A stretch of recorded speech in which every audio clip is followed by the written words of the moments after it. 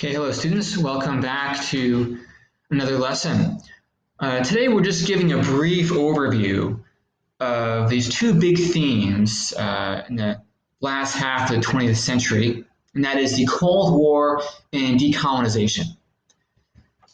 So the Cold War is basically a period of distrust and tension between communist countries, communist powers, and free democracies or free countries. This is represented by the two most powerful ones, and that is the Soviet Union, is flagged here, and the United States of America. And also each one of these guys had allies, but it's a period of a Cold War. Now, Cold War means it doesn't actually get hot. They don't actually get into a direct war with each other. You don't have Soviets bombing American cities or anything like that.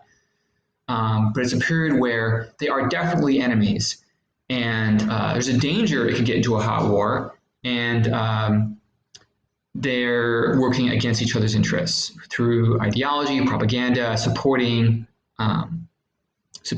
other countries that support their side, things like that. This lasts for about 40 years, from about 1947 to 1991 or so is kind of the range where the Cold War is.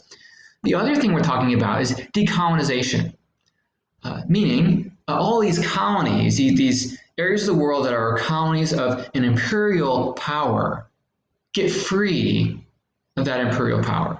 And they are no longer colonies, that they become their own nation state or something like that. So decolonization is that movement. That also happens during the Cold War and even beyond.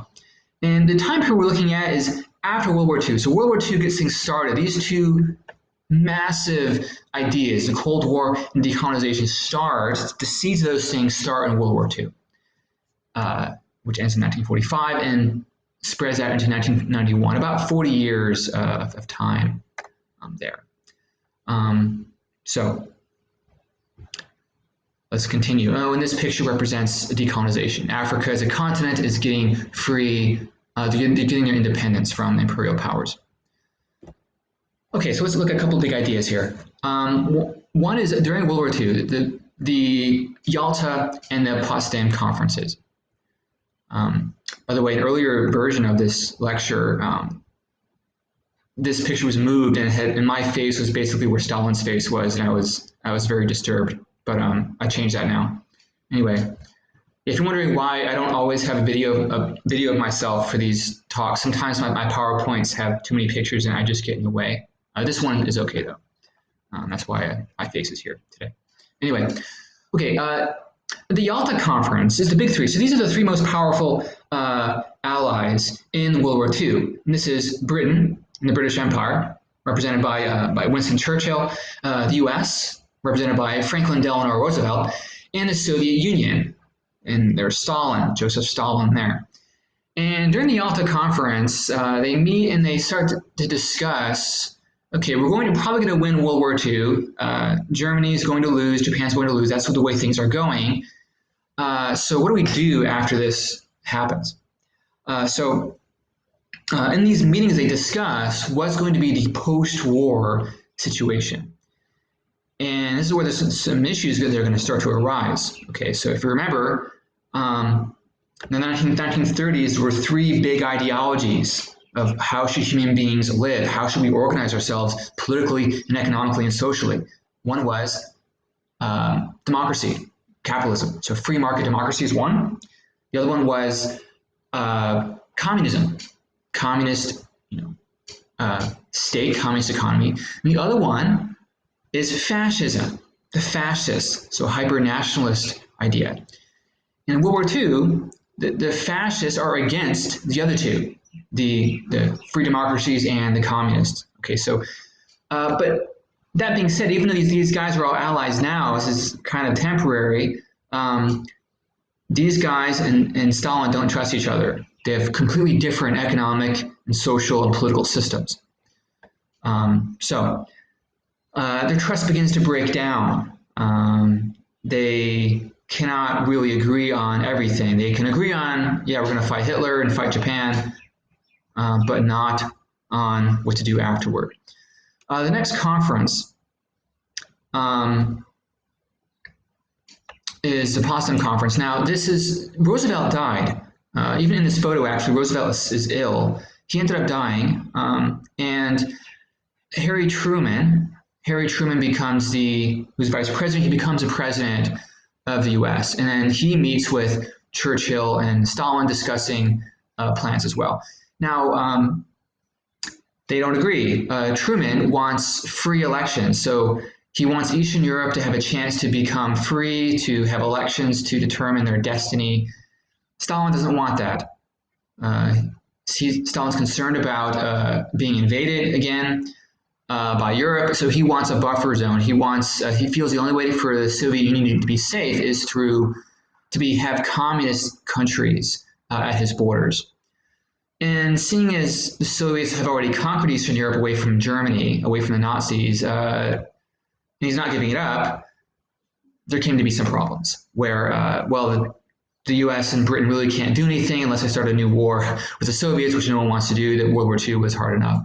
So they get to have some real tensions and disagreements on how things should go. They did agree on different things. One thing they had agreed on was that Germany should be divided into different zones after the war. There's like a Soviet-controlled zone, and an American-controlled zone, and a British-controlled zone, and a French-controlled zone. Those zones eventually became divided into two countries, Western Germany and Eastern Germany, where the free countries that controlled Western Germany, they all let their zones become free. That became Western Germany. The Soviets set up a communist government in Eastern Germany. Anyway, so the beginnings of the Cold War start in these World War II discussions, these conferences between the big three. So now, what I want you to do, there's some political cartoons here. This is a political cartoon by Paul Pulaski in 1945 about the Yalta Conference. You have this cartoon about that conference. What I want you to do is answer the question in a puzzle. I believe it will let you write a full paragraph. If not, that's too bad. Write as much as you can. But I want you to answer the question, predict how this cartoon might provide context for understanding this Unit 8 of Cold War and decolonization. Okay. Hopefully you got some good answers there. So I'm going to give you more feedback when I grade it, but you have Uncle Sam represented by the United States. You have Winston Churchill representing, actually I think that's John Bull actually, who he's a cartoon character who represents Britain. And they're talking to Stalin, and they're basically playing poker or playing some kind of gambling game. And Stalin says, "Hey, I'm taking some more." He's cheating in the game. Stalin already has Europe, Eastern Europe, and he's trying to get more. He wants to get China, India. He's overreaching, trying to control more things. This is a very negative cartoon against during World War II, but it's a cartoon. It's kind of criticizing the Soviets already. So another cartoon, I want you now to compare and contrast this. This is another cartoon that's a bit more positive compared to this one. So I want you now to compare these two cartoons. What are they saying?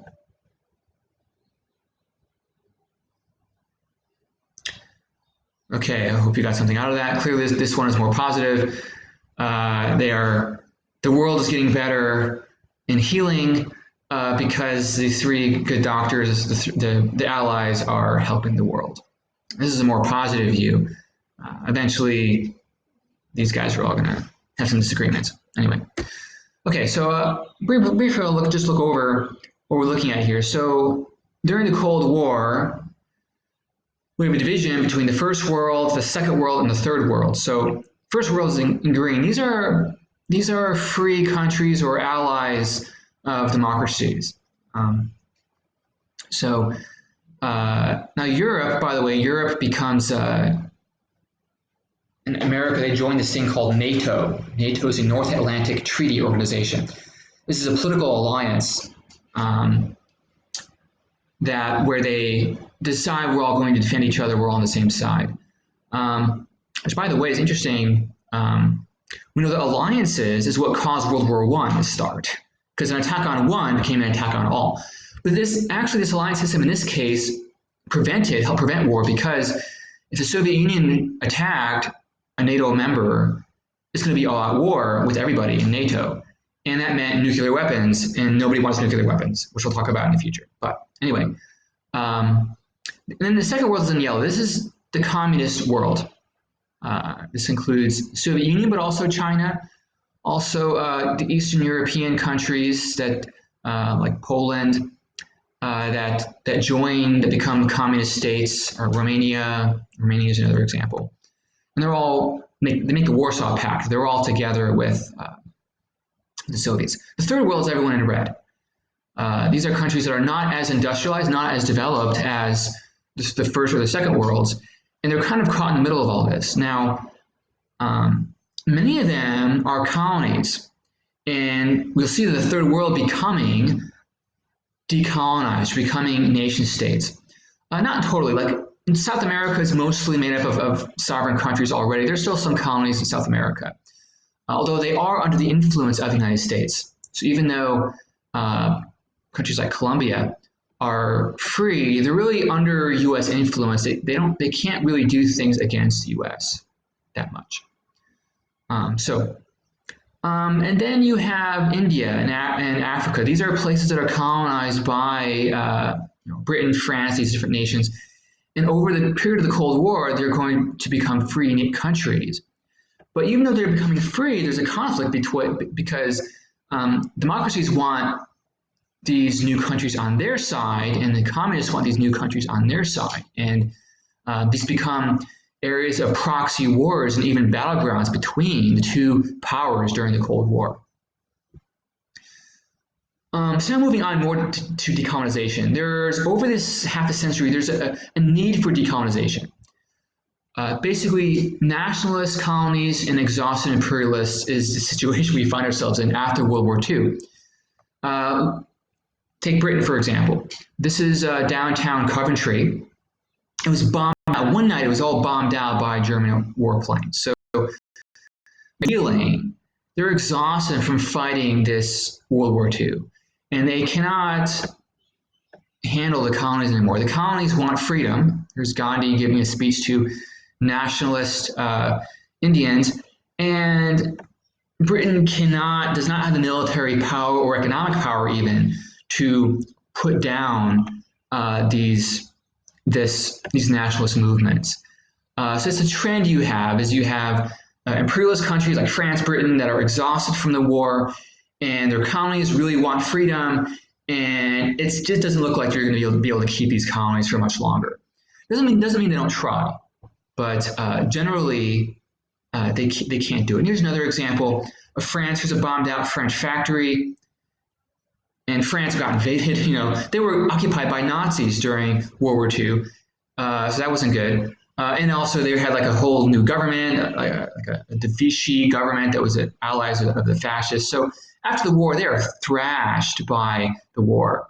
But they have colonies still, and these colonies want freedom. Here's Algerians who say, "Hey, we want to be free from France." France does not want to give up their colonies. They have a lot of warfare and fighting to keep them. But overall, France is too exhausted to continue this on much longer. So over the decades, 1940s, 1950s, 60s, 70s, 80s, you have these imperialists. Generally, the trend is they give up their colonies, and the nationalists in these colonies become free. They become independent nation states. That's the trend. This is often ugly. This is often a very dramatic and costly thing. The Rwandan genocide actually is an example of a new nation state gone bad, but that's a general trend you see over these times. So we'll get into more details later in the future, but hopefully this gives you a broad overview of what's happening in these decades after World War II. World War II is the seeds of this new trend of Cold War and decolonization, and we see kind of some big ideas of how that plays out over these decades.